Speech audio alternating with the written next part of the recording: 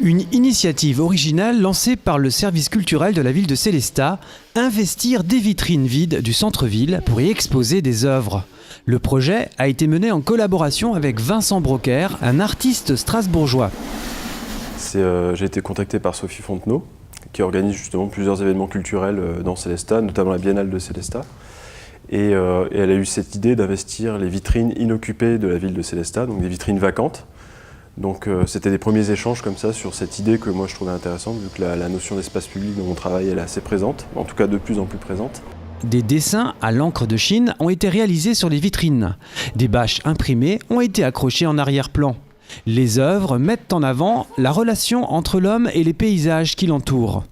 J'ai choisi du coup d'intervenir en dessin sur les vitres des vitrines depuis l'intérieur et aussi sur textile imprimé qui vient derrière le dessin. Donc c'est un mélange de toile imprimée et de dessin sur vitre.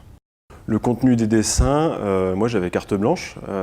Elle suivait déjà mon travail depuis quelques temps et du coup elle savait sur quelle thématique je travaillais, notamment le paysage, mais aussi les technologies, le numérique et justement comment finalement l'humain essaie de façonner son environnement. Du coup je questionne ça beaucoup dans mon travail, aussi le numérique notamment. Et du coup, il y avait ces axes-là qui étaient déjà engagés. Et moi, j'avais fait des séries aussi précédemment, des petites séries de dessins et de montages photos, enfin plutôt des montages numériques.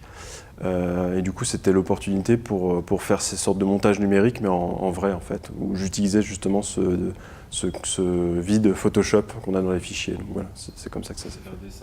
Les organisateurs avaient au préalable contacté les propriétaires et agences immobilières. Sur une vingtaine de vitrines vacantes repérées, 5 ont pu être occupées. Cette exposition se poursuit jusqu'à début juillet.